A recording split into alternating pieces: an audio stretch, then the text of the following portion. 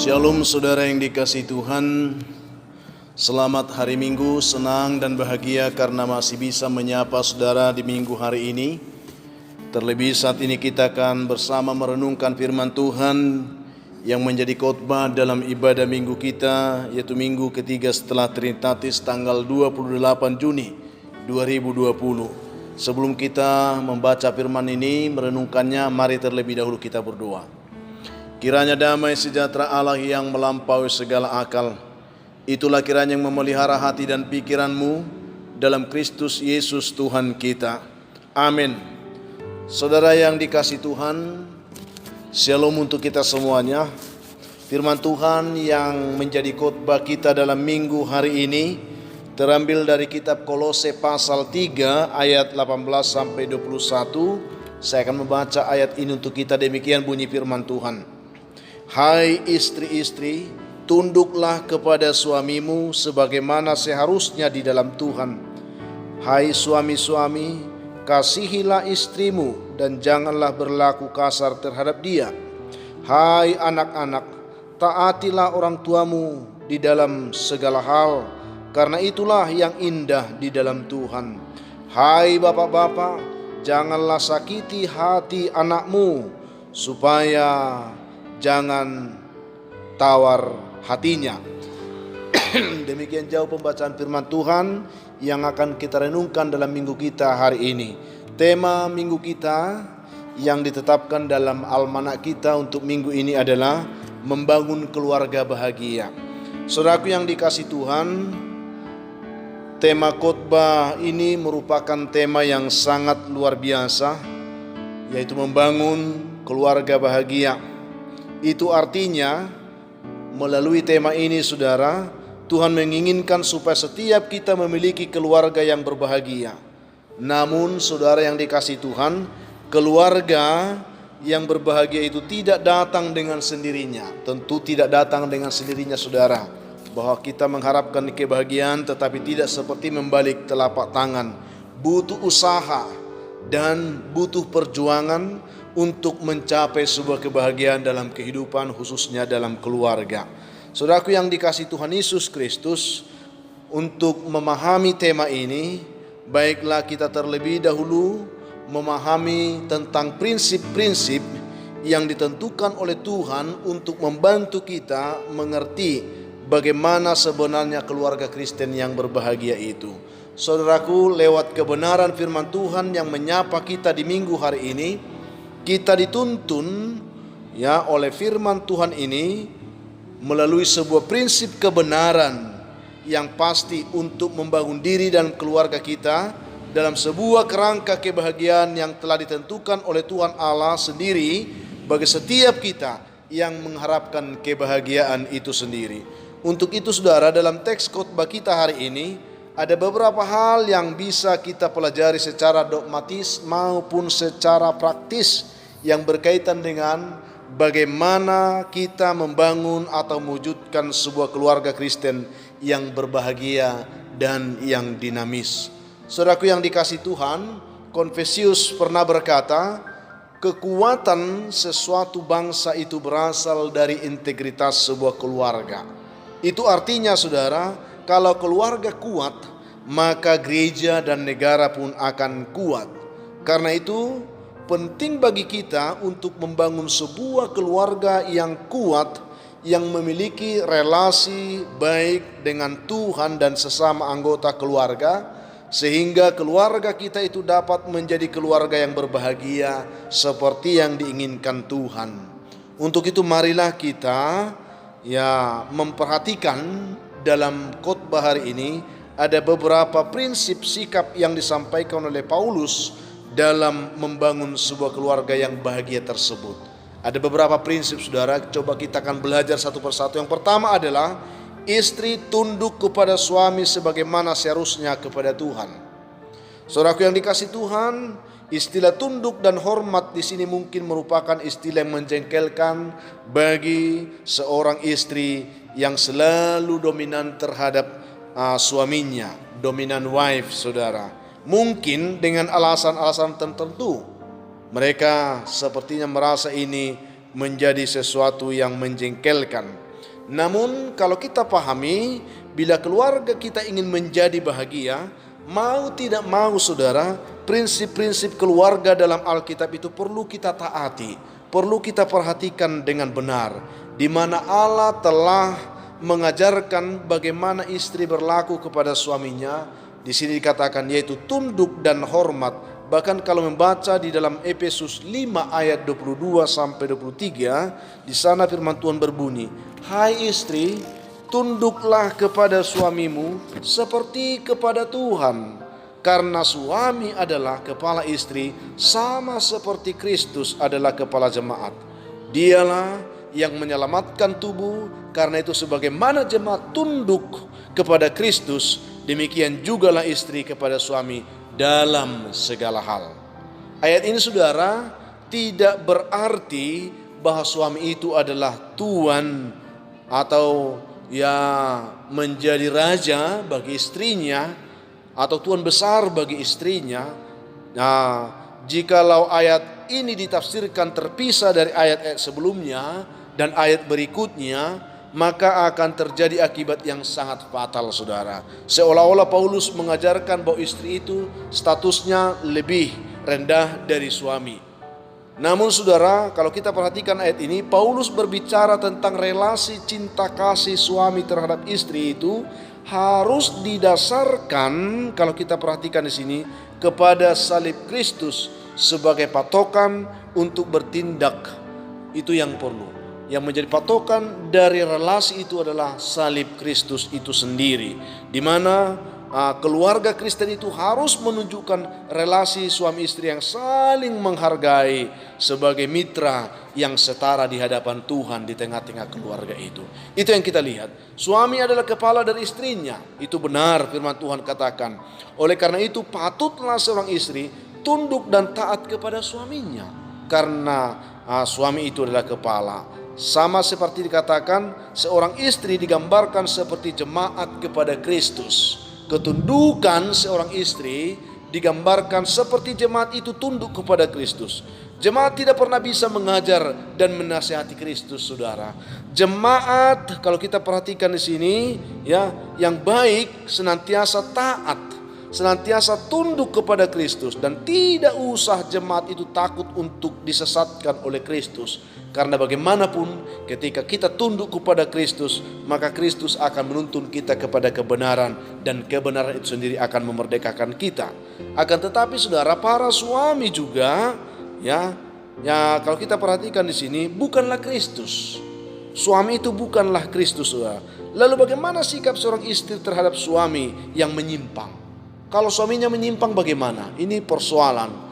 Rasul Petrus berkata demikian saudara, jika ada di antara para suami yang tidak taat kepada firman, mereka juga tanpa perkataan dimenangkan oleh kelakuan istrinya, jika mereka melihat bagaimana murni dan salehnya hidup istri mereka.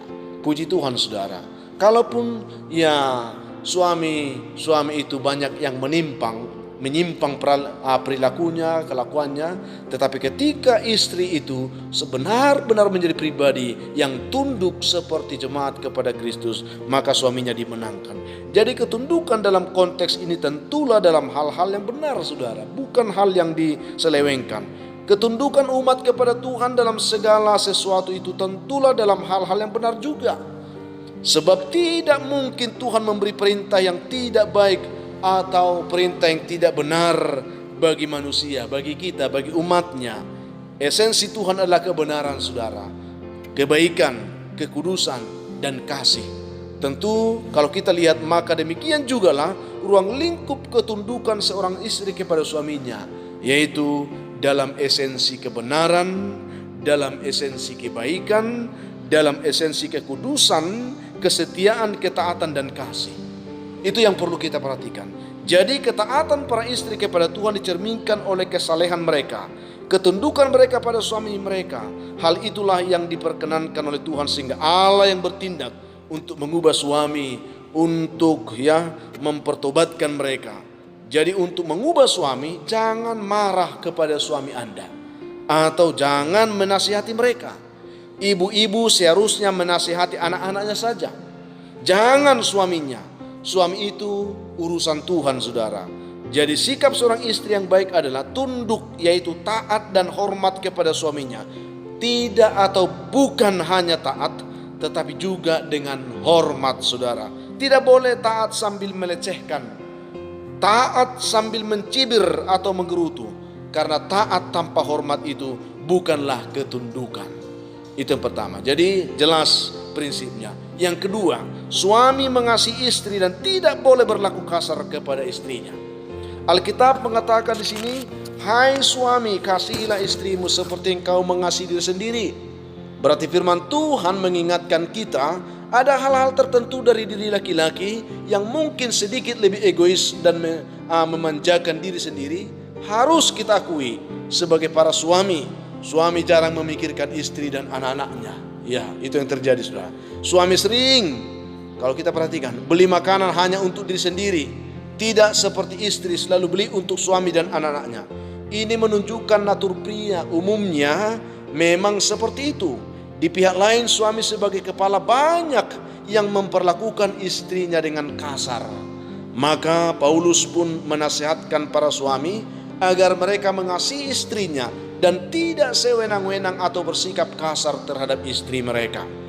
Di dalam surat Efesus 5 ayat 25 sampai 32, di sana Paulus mengatakan, saudara, hai suami, kasihilah istrimu sebagaimana Kristus telah mengasihi jemaat dan telah menyerahkan dirinya baginya untuk menguduskannya. Sesudah ia menyucikannya dengan memandikannya dengan air dan firman, supaya dengan demikian ia menempatkan jemaat di hadapan dirinya dengan cemerlang, tanpa cacat atau kerut atau yang serupa itu, tetapi supaya jemaat kudus dan tidak bercela. Demikian juga suami harus mengasihi istrinya sama seperti tubuhnya sendiri. Siapa yang mengasihi istrinya mengasihi dirinya sendiri, sebab tidak pernah orang membenci tubuhnya sendiri, tetapi mengasuhnya dan merawatnya sama seperti Kristus terhadap jemaat, karena kita adalah anggota tubuhnya. Sebab itu laki-laki akan meninggalkan ayahnya dan ibunya dan bersatu dengan istrinya, sehingga keduanya itu menjadi satu daging. Rahasia ini besar, tetapi yang aku maksudkan ialah hubungan Kristus dan jemaatnya. Saudara yang dikasihi Tuhan, suami itu adalah kepala istri. Suami digambarkan dengan Kristus. Seorang suami merupakan Kristus bagi istri mereka. Hal itu yang menyebabkan istri harus tunduk pada suaminya, sebagaimana Kristus rela menyerahkan dirinya bagi jemaatnya dan mati bagi mereka. Maka selayaknya pun suami meniru perlakuan Kristus terhadap jemaat, menjadi perlakuan suami juga terhadap istrinya. Maka kalau kita perhatikan di sini, suami yang pantas mendapat respek penghormatan, respek ketundukan dari istri, bahkan dari anak-anak mereka adalah suami yang rela memberi hidupnya, mengorbankan segala sesuatu bagi kebahagiaan istri dan anak-anaknya. Bukan suami yang egois. Banyak suami yang kehilangan respek, banyak suami yang kehilangan penghormatan bahkan ketundukan dari istri dan anak-anak mereka. Kenapa, saudara? Karena mereka bersifat egois. Sifatnya egois, saudara. Tidak peduli, tidak perhatian, tidak siap berkorban, lebih peduli dengan kebutuhannya sendiri, hobinya, keinginannya, dan kemauannya sendiri, saudara. Seorang suami akan gagal untuk mengasihi istrinya jika dia tidak mengandalkan Tuhan di dalam hubungannya dengan istrinya. Hanya Kristus melalui Roh Kudus yang dapat mengajar para suami itu untuk mengasihi istri mereka seperti Kristus mengasihi jemaatnya. Itu yang kedua, saudara. Yang ketiga adalah prinsip yang kita lihat di sini yang disampaikan oleh Paulus. Anak-anak menaati orang tuanya dalam segala hal. Saudaraku yang dikasihi Tuhan, khususnya anak-anak yang diberkati Tuhan, anak-anak haruslah menaati orang tua mereka dalam segala hal, dikatakan oleh firman Tuhan. Kata segala hal di sini menggambarkan ketaatan total seorang anak kepada orang tua mereka. Ketaatan total, kecuali orang tua mereka berbuat dosa, kecuali ketaatan dalam hal berbuat dosa. Seorang anak sepatutnya menghormati orang tua mereka. Perintah ini dikatakan, saudara, perintah yang sangat penting, di mana menghormati orang tua mengakibatkan kita, dikatakan oleh titah yang kelima, memperoleh umur panjang dan memperoleh kebahagiaan di tanah yang Tuhan berikan kepada orang-orang yang menghormati orang tua mereka. Salomo saudara mengatakan dalam kitab Amsal, anak-anak yang tidak mengindahkan kata-kata orang tua mereka akan mengalami hari-hari malang di dalam kehidupannya kelak. Anak-anak yang tidak mendengarkan pengajaran dan nasihat orang tua mereka atau didikan ayah maupun ibu mereka, mereka akan mengalami kerugian dan mereka akan mengalami kesusahan pada masa tua atau juga akan mengalami kekurangan dan mengalami kemiskinan. Sehingga saudara, para orang tua diingatkan bahwa relasinya harus bersifat mendidik serta tidak menimbulkan amarah di hati anak-anak mereka. Dan anak-anak harus taat kepada orang tua dan dalam koridor kehendak Tuhan. Hormatilah orang tuamu di dalam Tuhan. Dalam koridor itu saudara, tidak sedikit anak-anak yang sering disakiti sejak kecil, maka kepribadian mereka akan bertumbuh menjadi manusia yang akan beringas, menjadi pribadi yang jahat. Namun anak-anak yang disayang sejak kecil, biasanya mereka akan bertumbuh menjadi manusia yang memiliki pribadi yang utuh, mandiri, dan pribadi yang bermoral. Karena itu saudara, sebagai bapak, sebagai orang tua, ada beberapa cara yang harus kita hidupi dan lakoni dalam rangka memperkuat dasar rohani anak-anak kita. Yang pertama adalah, jadilah teladan bagi anak-anakmu. Ketika anak kita melihat hidup kita, apakah mereka hanya melihat seorang yang memiliki pengetahuan tentang Allah saja, atau mempercayai hal-hal yang benar dan menghindari hal yang buruk? Ataukah mereka sungguh-sungguh dapat melihat seseorang yang akrab dan punya hubungan kasih yang terus bertumbuh dengan Yesus Kristus? Ini pertanyaan saudara, keteladanan. Apakah hanya kita berkata tentang Tuhan tanpa ada anak-anak kita bisa melihat Tuhan? Panggilan utama kita bukan menjadi orang tua yang baik saudara. Bukan itu sebenarnya. Panggilan utama kita adalah menjadi teladan tentang hubungan kasih yang nyata dengan Allah yang hidup itu, yang perlu dilihat, yang perlu diteladani oleh anak-anak kita. Yang kedua lagi, tunjukkanlah kedisiplinan dalam hidupmu kepada anak-anakmu. Hadapilah kenyataan ini saudara. Hal penting yang dapat dilakukan oleh orang tua adalah mencetak dan membentuk karakter rohani anak mereka. Namun bagaimana kita dapat membantu anak-anak kita mengembangkan karakter yang saleh dalam masyarakat yang tidak mengetahui arti integritas itu? Tidak cukup sekedar mendisiplinkan anak-anak sehingga mereka berlaku baik dan tidak mempermalukan kita. Pengembangan karakter yang sejati harus dimulai dari batin dengan motif yang benar, hasrat yang tidak mementingkan diri sendiri, dan pikiran yang murni yang timbul dari hubungan yang akrab dengan Allah di tengah-tengah keluarga kita terhadap anak-anak kita saudara. Itu yang kita lihat. Firman Tuhan jelas dan tegas mengatakan tentang hal ini saudara. Bagaimana seharusnya relasi orang tua dan anak-anak mereka, anak-anak kita saudara. Hai anak-anak, taatilah orang tuamu di dalam Tuhan. Atau lebih tepat lagi, tunduklah kepada orang tuamu di dalam Tuhan. Dan dilanjutkan di sini saudara dengan karena haruslah demikian. Jadi dengan kata lain, Tuhan memang menciptakan hubungan orang tua dan anak begitu rupa sehingga sudah sewajarnya seorang anak akan tunduk di dalam Tuhan.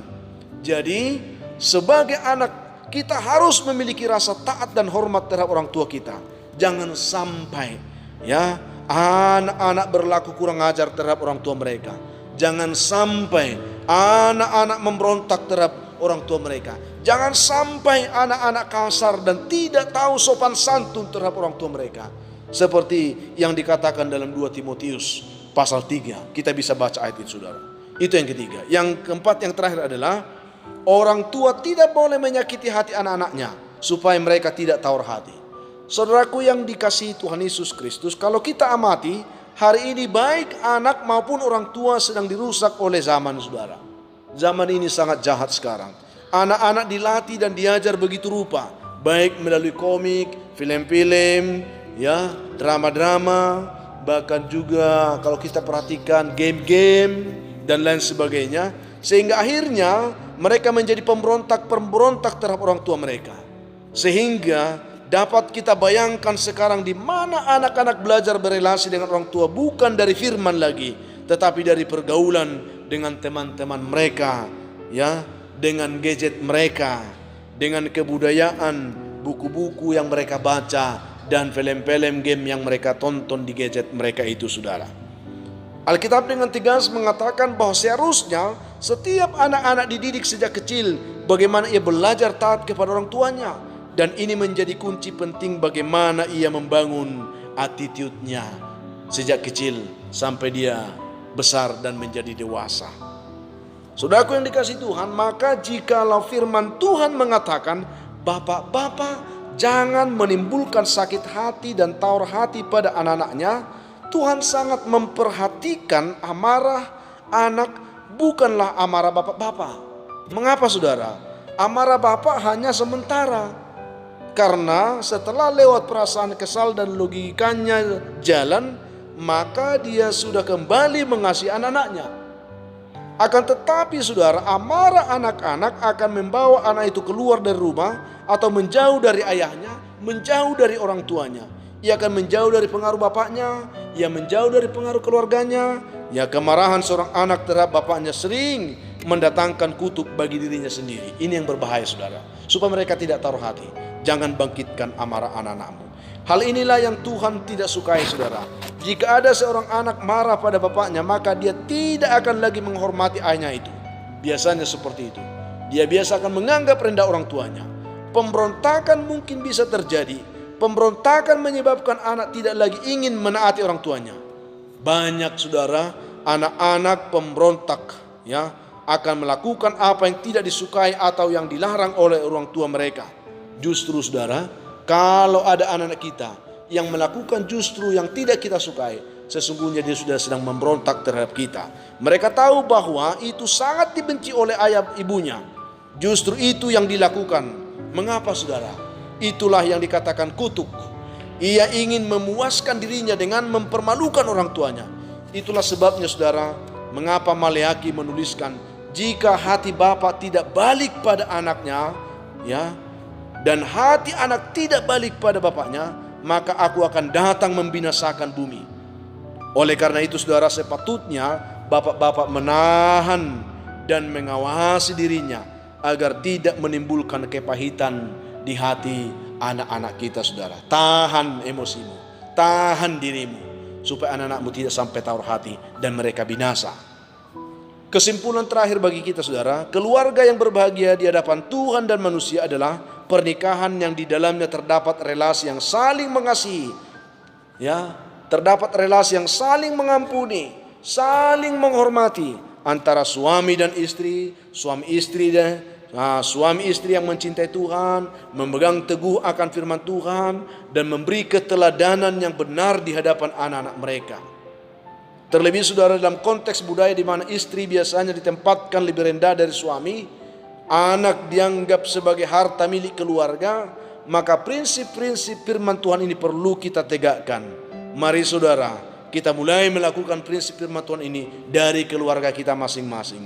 Jikalau dalam kehidupan rumah tangga saudara, setiap keluarga Kristen senantiasa bercermin pada Tuhan Yesus dan menjadikan kasih Kristus itu sebagai dasar kehidupan rumah tangganya, maka rumah tangga Kristen itu akan menjadi keluarga yang serasi dan menjadi keluarga yang harmonis. Oleh karena saudaraku yang dikasihi Tuhan, bangunlah keluarga di dalam relasi yang benar. Kata tunduklah, kasihilah, dan taatilah yang kita baca dalam pembacaan hari ini, itu merupakan menggambarkan sebuah relasi sesama anggota keluarga yang sangat menentukan kekuatan dan sehatnya sebuah keluarga kita saudara. Jadi bukan hanya tunduk, tetapi juga ada kasih dan juga ada taati. Berarti ini merupakan tiga tungku yang disatukan untuk membangun sebuah keharmonisan dalam keluarga kita. Jika relasi antara anggota keluarga ini berjalan dengan normal, maka ketundukan, mengasihi, dan ketaatan bukan menjadi suatu beban yang berat untuk dilakukan lagi di tengah-tengah keluarga. Tetapi dipandang sebagai sesuatu panggilan yang indah di dalam Tuhan. Itu yang kita lihat dalam ayat 20b. Ya, di dalam relasi yang baik itu, semua masalah dalam rumah tangga kita pasti dapat kita selesaikan, saudara. Karena tidak ada yang tidak bisa kita selesaikan kalau semua relasinya baik. Di dalam relasi yang sehat itu, ya, ada semangat dan kerinduan untuk bersekutu, saling mendoakan, saling membangun, saling menghargai, saling mendahulukan, dan saling mengasihi. Itulah yang kita dapatkan hari saudara. Kiranya dengan kebenaran firman Tuhan ini membangun keluarga bahagia. Tidak cukup hanya statement saudara.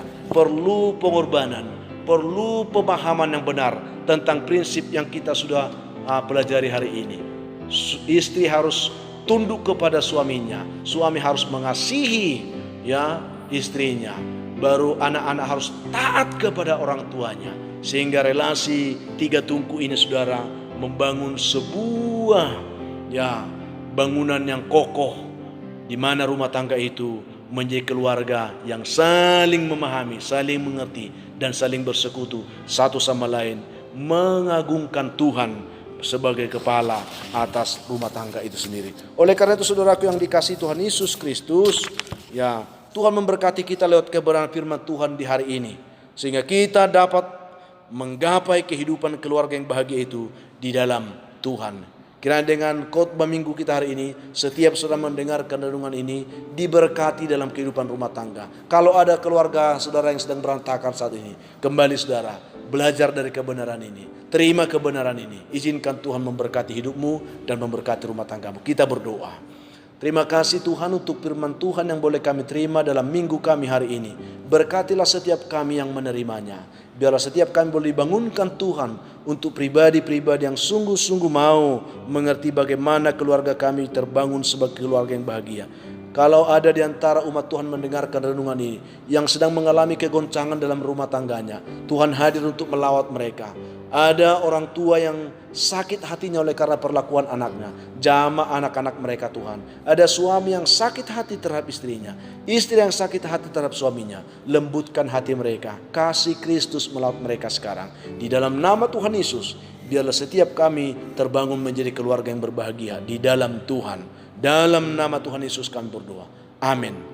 Saudara yang dikasihi Tuhan, kiranya firman Tuhan yang menjadi khotbah hari ini dapat menjadi berkat untuk saudara dimanapun mendengarkan renungan ini. Tuhan memberkati saudara semua. Shalom.